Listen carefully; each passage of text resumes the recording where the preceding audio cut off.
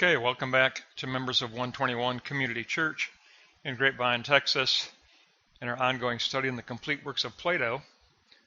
We're going to pick up on the Phaedrus again. Now we get into the original text. We finished the introduction. Now we're going to take the first half of the original text, pages 260 to 285. And fortunately, the introduction gave us some great help. So let's go to block 1. And we look at the initial presentation of the rhetoric on love. Discernment comes first. We must discern between the passionate lover and the rational non-lover. Essentially, every individual must first know thyself. Passion and reason struggle within the self. Passion and reason the struggle. Love of knowledge must be prioritized. The rational non-lover is free from compulsions that cloud judgment. True love will render service to others and prefer the future over the present. A future informed by the ideas. So it's all about the eschatological future. The rational non-lover will prefer the good to become concrete, not fall prey to general opinion of others. Passion weakens judgment. Reason must rule over present enjoyment. So it's an anthropology about reason versus passion. Rational associations are to be preferred over passionate associations. We seek to elicit virtue from one another. Now Socrates, after hearing this, he wants to present an alternative.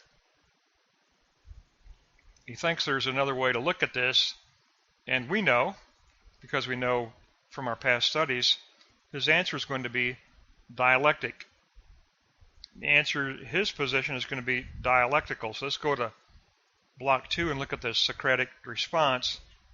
He says, love is an inspired prophetic madness. An inspired prophetic madness. Beyond sensation. First, we define the power of love. It is a desire for the beautiful and a desire for the good, getting beyond the inner struggle within the self, between pleasure and reason. Temperance must reign over excess. Acquired opinion aspires for the absolute best, which has the assistance of reason. So for Socrates, it is irrational desire versus rational opinion. We must transcend personal interest. Supreme love is true love getting beyond like-seeking like. We must get beyond that like-seeking like and have love for the other. Above all, for Socrates, the soul is prophetic. For him, the soul is prophetic. And love cannot be evil because there is a madness that is a divine gift. So he's talking about perceived madness from the general population. Those who are philosophers, those who are students of the spiritual realm, disciples of spiritual existence, they're viewed as mad by the general population. We must go beyond the senses, and he uses the Greek concept mantike. Mantike is divination, or an inspired spiritual madness.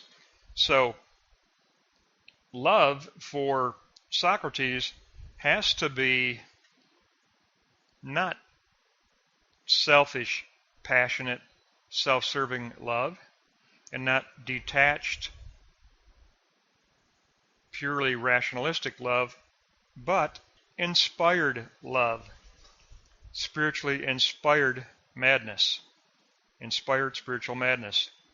So it's a dialectical take that integrates both sides as mantike, divination, inspired spiritual madness. That brings us to block 3, where Socrates wants to conclude that a doctrine of love is about communion and becoming the inspired friend. Mantike is inspired spiritual madness of the soul being ever in motion, self-moving soul of contemplation and soul of action. For Socrates, the soul is a self-moving soul. At rest, we are never at rest because we contemplate the divine. There's the inward movement of contemplation, meditation on the higher good, on the spiritual heaven. So the soul is always in motion, ever in motion. So block 3, note 2, self-motion is the idea of the soul. The soul is immortal and self-moving, balancing the conflicts between passion and reason. So it's about directing the noble and the ignoble. The self is a composite of body and soul. The soul seeks to soar above to heaven, to the upper regions. In order to do that, we must nourish the soul with beauty, with wisdom, with goodness. Our task is to nourish the soul. True knowledge seeks the heaven above the heavens. The heaven above the heavens, true spiritual divinity. So we seek to nourish the soul with beauty, with wisdom, and with goodness, in order to behold true being. Inspired madness recollects true beauty, the true being of the other world. We become a lover of God and a lover of a philosophical nature, a lover who wants to participate in the divine. And how does this happen? The methodology is we nourish the soul through the word of admonition. The word of admonition. There is a spoken word. Remember, Socrates, our last lesson, Socrates prefers spoken word, so the rhema. Well, in Christianity, that became Christ. But this is pre-Christ.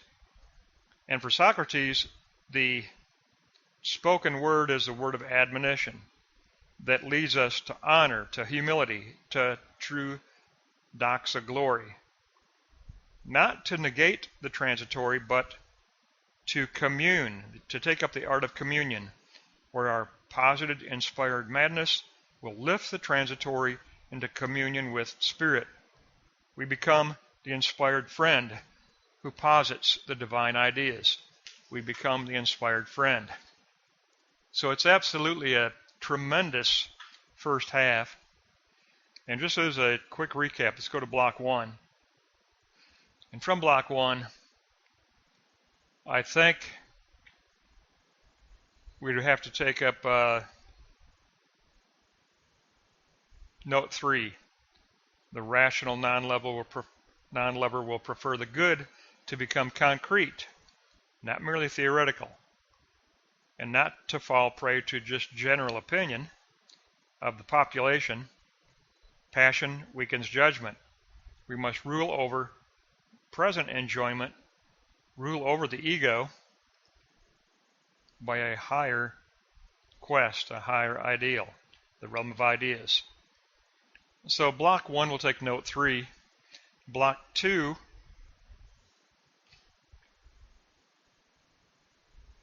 we have to go to note 4 because note 4 clearly defines the central point of this lesson. The soul is prophetic. For Socrates, if you're going to talk about love, you got to talk about the soul as being prophetic. Love cannot be evil. And there is a madness, a spiritual madness. It's a gift from God, where we go beyond the surface reality. We go beyond sensation. It is the experience of Mantike, the gift of divination, the gift of an inspired spiritual madness. So definitely block 2, we got to go to note 4. So block 3, we get into methodology in two steps, 4 and 6. We nourish the soul with beauty, wisdom, and goodness. And then note 6, and that is the word of admonition, the word of beauty, the word of wisdom, the word of goodness. It leads us to honor, to humility, to glory. We don't simply negate the transitory. Our task is the art of communion, to communicate the divine ideas and to lift the transitory into the realm of ideas, the realm of the forms. We become the inspired friend. We become basically the inspired friend.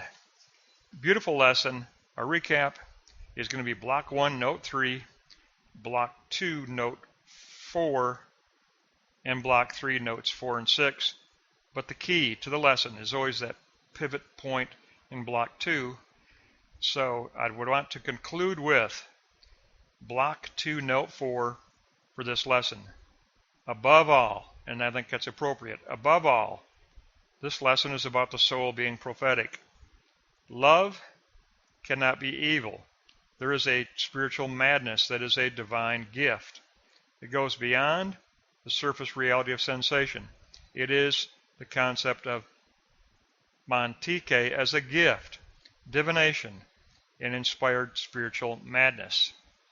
So love is all about being inspired to posit the realm of the forms, the realm of the ideas.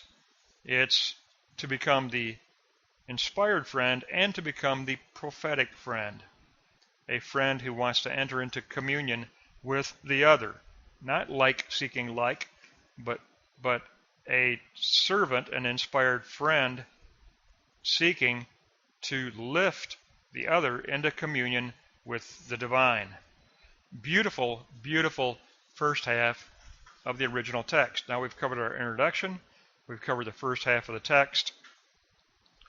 The second half of the text is going to run 286 to 309.